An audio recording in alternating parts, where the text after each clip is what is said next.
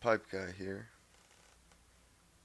I've really been deep in thought the last 48 hours, and um, I want to say that I've honestly made a few breakthroughs and some questions that I've always had and questions that I've heard expressed by a lot of people, like the one that constantly ringing in my ears is whatever happened to the Blue Dog Democrats. The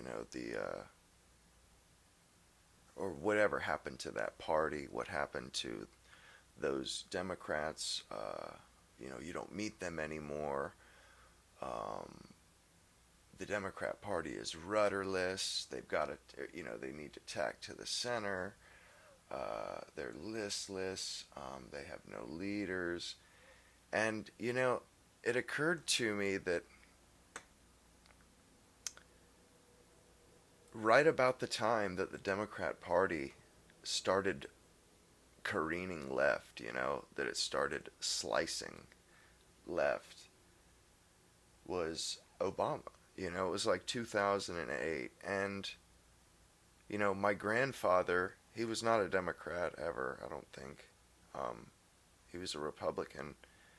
But he was born in 1932. Both my grandfathers were born in the 30s, of course. All four of my grandparents were Republicans. But um,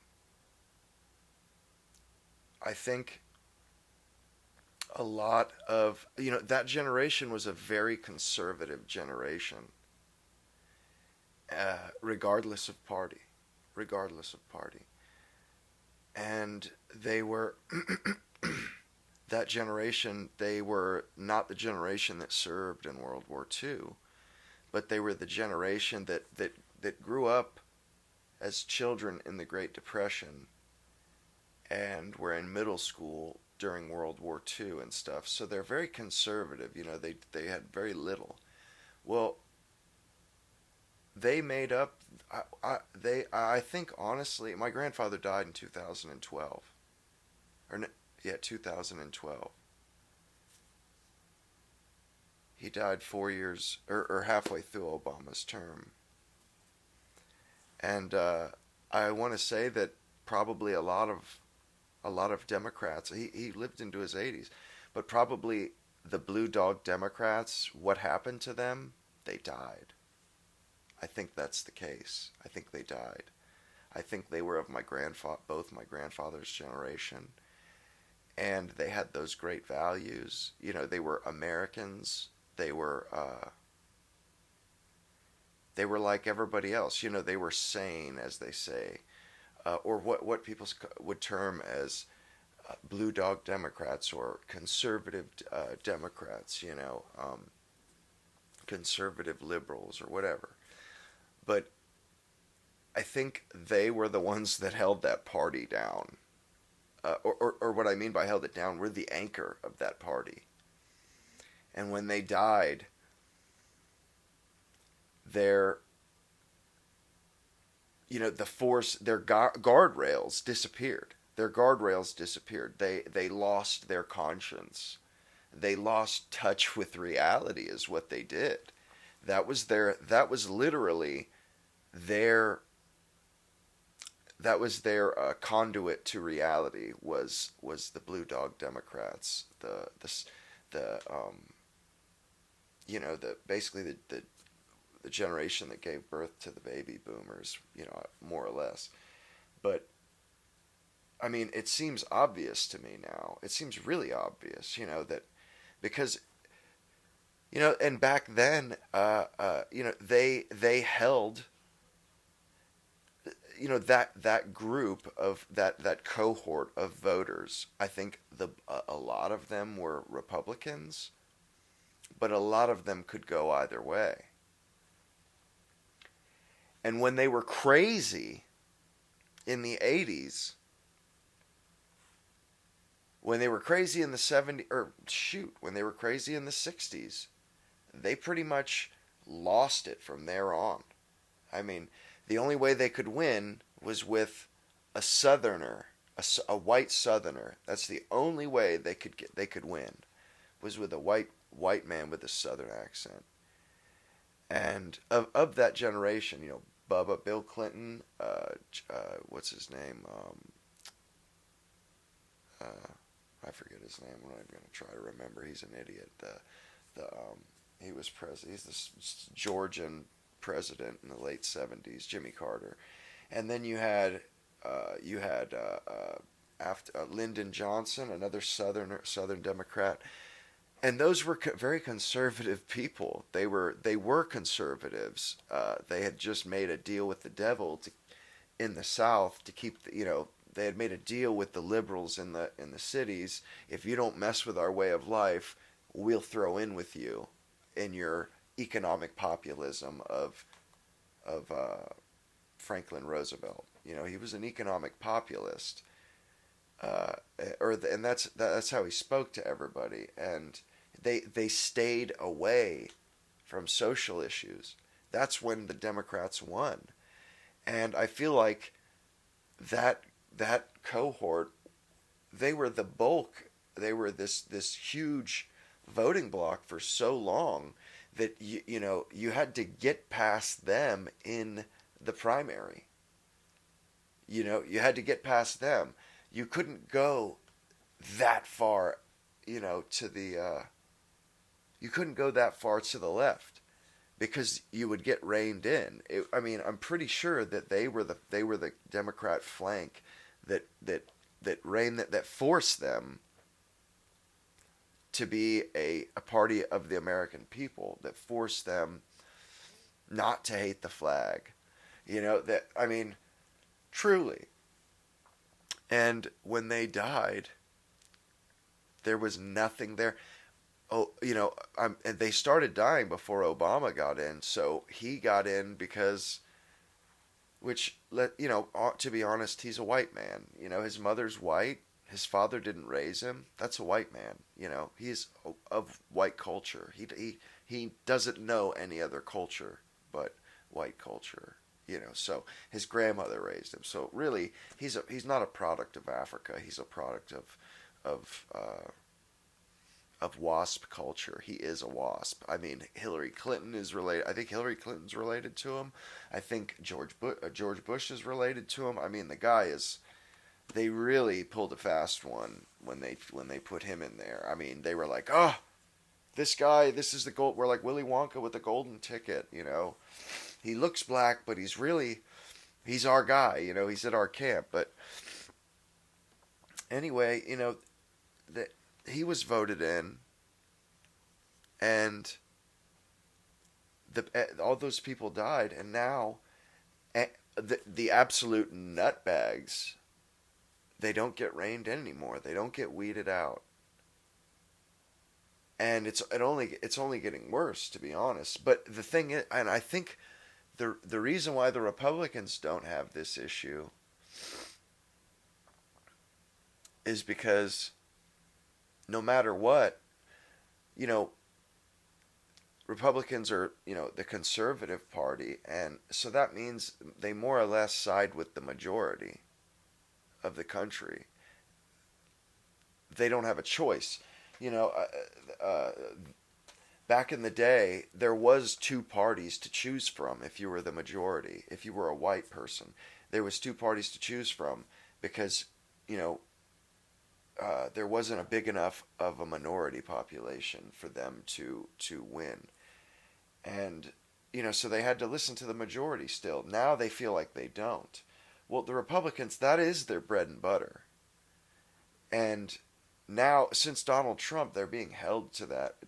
Their feet are being held to the fire. It's like, it's not good enough just to status quo things, because the Democrats, they don't do status quo.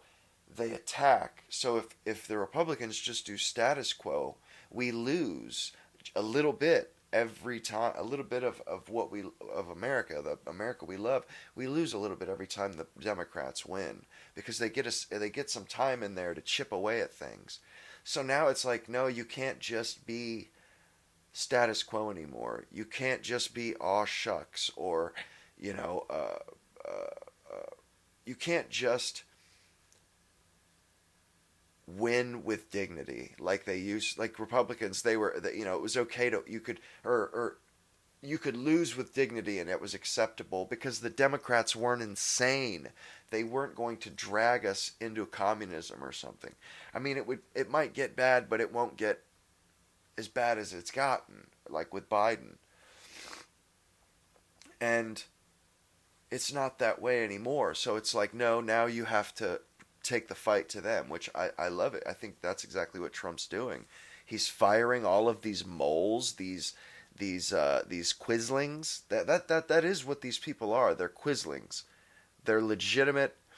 They are the reason why it doesn't matter if we vote people in, because they all their little puppets in all of the appointments, the Library of Congress appointment, all of these BS appointments, they're in there and they fight. They're the deep state, you know, and Donald Trump, he's actually firing these sons of bitches left and right. And I love it. I love it. You know, and you know that he's right on target when it's the Democrats that bitch about it. And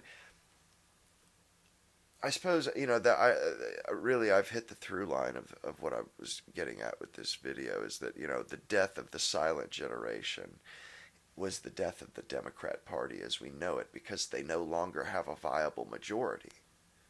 They thought they would have a viable majority when they did Obama, but they didn't realize that their anchor, literally, the anchor chain broke and they lost their mooring because those people died, and now they don't know what, they have no leadership, they have nobody that's decisive because all those people died or they're too old now.